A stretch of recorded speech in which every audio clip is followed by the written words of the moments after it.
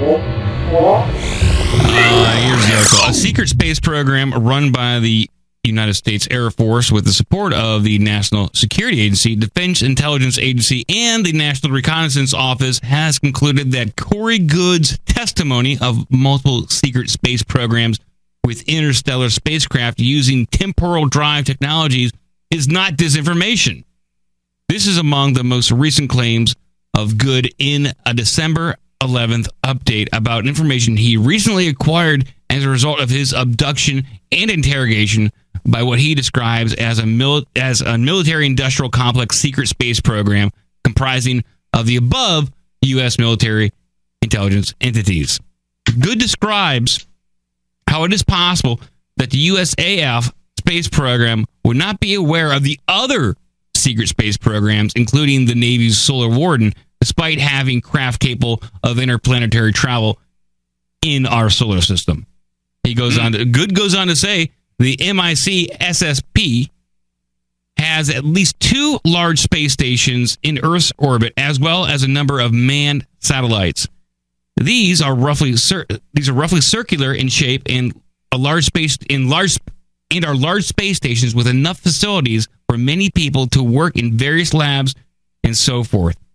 When they see the craft from other programs or of any number of ET races, they are simply told these are ours.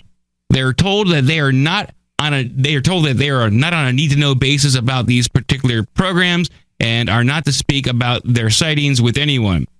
The MICSSP are told that we cannot travel outside our solar system. This is due to gravitational and energetic conditions at the boundary of our heliosphere that any escape would be impossible with their current technology. This helps confirm that the most advanced anti-gravity craft are revealed through the movies such as Captain America of the Winter Soldiers is a soft disclosure process. This goes on and on and on. This is insane stuff, Joe. It sounds pretty insane. So wait, we can't leave our solar system because of our technology, but the aliens are coming to us from other sources? If you remember, back during I did a little segment on the secret space program, apparently there are other races that can go to and from our solar system, but there was supposedly the Sphere Alliance that put a boundary around our entire solar system that prevents us from leaving and certain races from coming in. But Corey Good, who is a noted whistleblower, you search Corey Good on the web and UFO, you'll come up with a whole bunch of stuff. This guy claims that he went to Mars, he's part of Martian missions, and that he traveled back in time and did a whole bunch of like age regression stuff.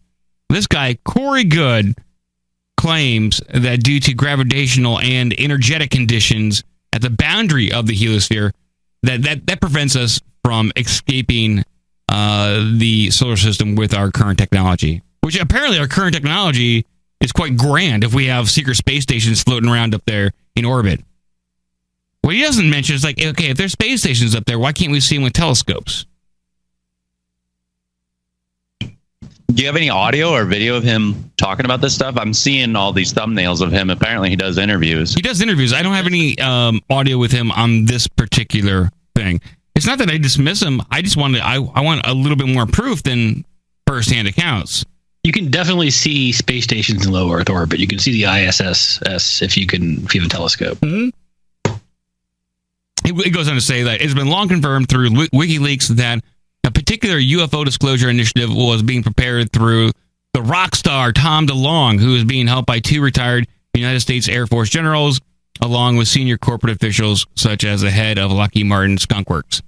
Well, we thought the way we kept digging into the Tom DeLonge stuff from Blink-182, getting into UFOs and all that kind of stuff, the way I read it is that Tom DeLonge was being used as a bit of a mirage man, and that he was being led down certain paths by these generals as a disinformation agent. What a better disinformation agent than a rock star, Tom DeLonge, who's putting it all on the line, believes in aliens, and if he's being fed misinformation by these generals, then great.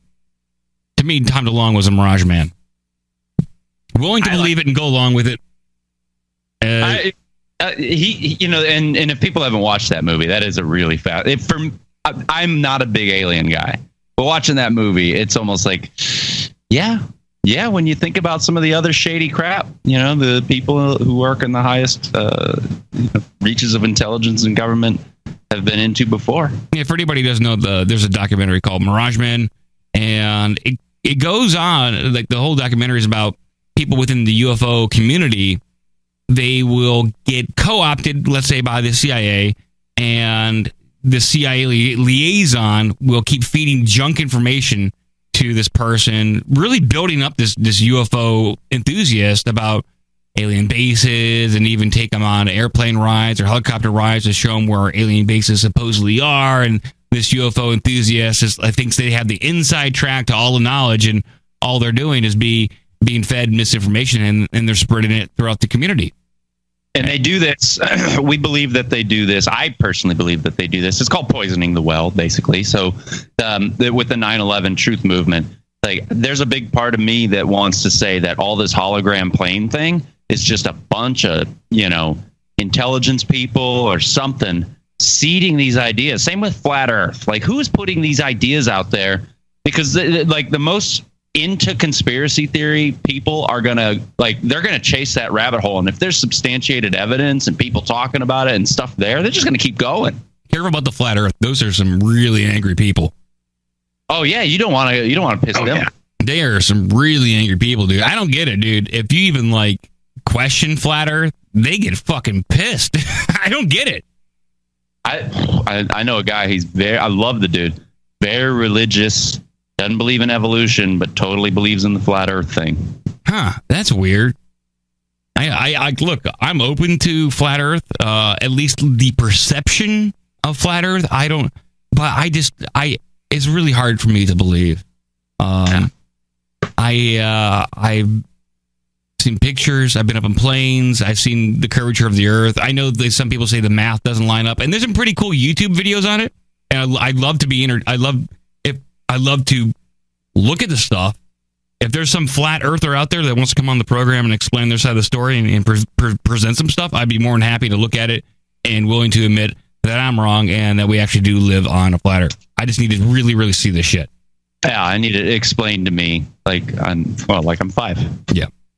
Or basically drunk all the time and can't even process. I can't even tell anymore. I'm so drunk, everything's flat. One more UFO story. Actually, once I'm drunk, everything's wobbly and round. It's hard to stand up. One more UFO thing here. Headline: Will President Trump break the secrecy policy on the secret space program? According to the secret space program whistleblower Corey Goode, he's back at it again. Corey Goode. Trump was quietly backed by a consortium of institutional actors, the Alliance, wanting to disclose the truth about secret space programs and extraterrestrial life. Donald Trump is indeed being backed by the Alliance. Trump is certainly not entering into the battle free from his own baggage. He has said and has done a variety of things that are unsettling to people. He has not, however, represented a group actively seeking to kill billions of people by starting World War III as soon as possible. In December 2015, retired aerospace engineer William Tompkins came forward to disclose how the U.S. Navy developed 8 space battle groups, which were first deployed in the 1980s as part of a covert program called Solar Ward. This just goes on to say how Trump is not the elite. He's not part of the standard foreign policy or space policy or energy policy, that he might actually just blow the whistle on this shit if he can get his hands on the information.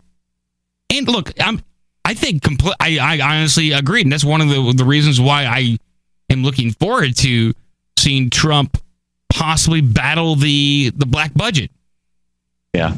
Well, he's already talking about that F-35. And if you think about what George Webb is pointing out, is that the F-35 is just a boondoggle to funnel money to generals and NATO and all kinds of intelligence-connected people. So people are getting rich off this failure of a program. As soon as he started talking about that, I was like, oh, man, dude, you're just begging for a JFK. Yeah. So what the how much is the F-35 up to? Almost $1 trillion Find out. in a budget. Maybe it's not $1 trillion. It can't be $1 trillion. That's insane. Maybe it's $1 billion. And that is one of these things where it's like, we have all this technology. We had the stealth bomber. We had all this crazy shit. You know, supposedly some of this came from the Roswell aliens that crashed, and we learned a lot from their technology, and that's how we were able to come up with all this great shit. And then we have this plane that's supposed to replace our fighter jets, and I think it's supposed to replace helicopters. I think it's supposed to be a dual-purpose jet that can hover. Not the F-35. The F-35 is meant to replace a number of different fighter roles. Like it's supposed to be able to hover and vertical takeoff like the Harrier to replace that for the Marine Corps, but it's also supposed to replace I think the F-16 and the F-15. And apparently the A-10, I believe, is supposed to do all this shit, and that's why. Was that the Warthog, the A-10? Yeah. They want to retire that, but they keep extending its life because it's the only. Everybody loves that one, apparently. Everybody loves the A-10, whatever that is. And it costs less. It's reliable. Thunderbolt. Yeah, it's good for if you have air spear or your air supremacy. I mean, it was meant to kill Soviet tanks, but the F-35 is supposed to cost $1.5 trillion over 55 years for the entire research and development and production of the whole line. Okay, for over 55 years, $1.5 trillion. Great. So I was right. It's just over 55 years. Okay, it's still not flying. It's still not in the air fighting for us. So yeah, I totally agree that it's just a hole to where they can just funnel money to whatever project they want, and they'll keep funneling it. Obviously, they have it planned out for 55 years. So, yeah. And so this Warthog gun on the end of the A-10. It's like a 20 millimeter. Yeah, it's bigger. It's bigger than a goddamn car. Wow. I'm looking at a picture right now. That gun is 8 absolutely inches. Yeah, about 8 inches. About 8 inches. Okay. Actually, I think the bullets it fires are probably about 8 inches. Speaking of UFO material, Joe, do you think transparent aluminum is real? I've never heard of that. What is that? Transparent aluminum came to fame in Star Trek, where it's literally transparent aluminum. And there were rumors that this material kind of came about through the Roswell crash. Have I seen it? Is this like cellophane or saran wrap? Is that like transparent aluminum? Like, what is it? So it's like, think of an aluminum can, but that's transparent. I'll put this in chat. I'll put this in the care shop so you can take a look at this. I read about this last night. I was like, holy shit. I didn't think this is real, but yeah, there is transparent aluminum now. This came out in 2015. Take a look at this. The way mankind has progressed is impressive, to say the least. And what was once in the realm of science fiction has once again become a reality. What am I referring to? Well, I remember transparent aluminum being part of Star Trek, The Voyage Home, that's Star Trek 4, when they had to go back in time to Earth to steal whales. And yes, they did. And that's when Scotty went down and said, "Computer, I would want to build some transparent aluminum." And he didn't realize that Macintosh didn't have voice recognition back in the 80s. Dumbass. It does now. It still tells Scotty to fuck off. Yeah, the advantage of transparent aluminum is that it's tougher, stronger, harder than glass. It can withstand erosion, and it provides better protection than, say, bulletproof glass. It's got all these great assets, and but it's much more difficult to produce.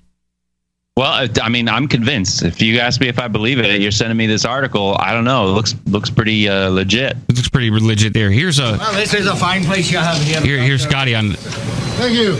I gotta play this. I must say, Professor, your knowledge of engineering is most impressive. Computer. Back home, we call him the miracle worker. Indeed. Where's computer? Oh, here we go. Yeah, computer. Computer? Computer? Yes. Computer. Hello, computer. What a dumbass. You fat drunk asshole. Yeah, get him off the ship. Yeah. Ooh. In Irish. Well, supposedly it's transparent aluminum. came like through seeded alien technologies. But it's just really good material science. Who knows where it comes from, but it's absolutely incredible. And once it's more easily replicated, I'm sure we'll see it everywhere. I like it. Cool stuff. All right, that's all I got on UFO stuff. Let's move on. Come on.